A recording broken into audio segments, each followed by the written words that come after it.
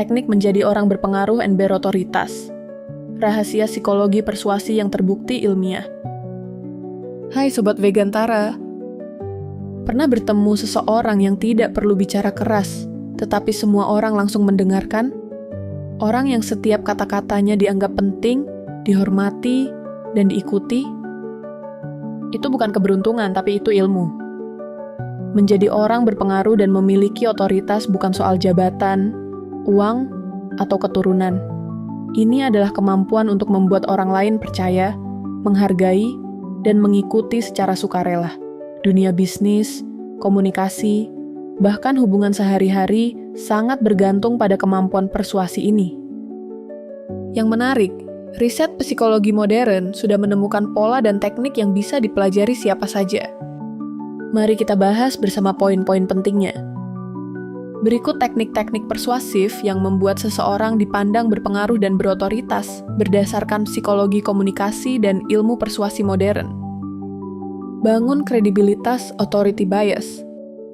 Orang akan lebih percaya pada seseorang yang terlihat ahli. Cara praktis.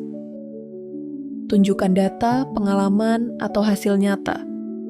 Gunakan bahasa yang jelas dan percaya diri. Hindari kata mungkin, kayaknya, entahlah. Semakin kompeten kamu terlihat, semakin mudah orang mengikuti. Kuasai bahasa tubuh dominan, bukan agresif. Bahasa tubuh berotoritas itu.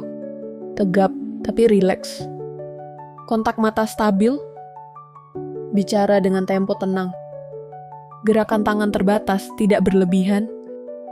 Ini menunjukkan Anda percaya diri, bukan defensif. Gunakan teknik low voice, slow talk. Menurut penelitian komunikasi interpersonal, orang yang berbicara sedikit lebih pelan dan dengan nada lebih rendah dianggap lebih kompeten, lebih dipercaya, lebih dewasa. Diam 1-2 detik sebelum menjawab terlambat menambah otoritas. Kuasai prinsip persuasi Cialdini. 3 yang paling meningkatkan otoritas. Authority. Tampilkan bukti kompetensi. Contoh, sertifikasi, pengalaman, testimoni. B. Konsistensi. Tunjukkan bahwa Anda konsisten dalam tindakan dan ucapan. Orang menghargai pemimpin yang tidak pelin-pelan. C. Social proof. Tunjukkan bahwa banyak orang mendukung, mengikuti, atau mendapat manfaat dari Anda. Bicara dengan struktur, bukan panjang lebar. Orang dengan otoritas berbicara ringkas tapi kuat. Gunakan struktur. Masalah. Akar masalah. Solusi. Dampak.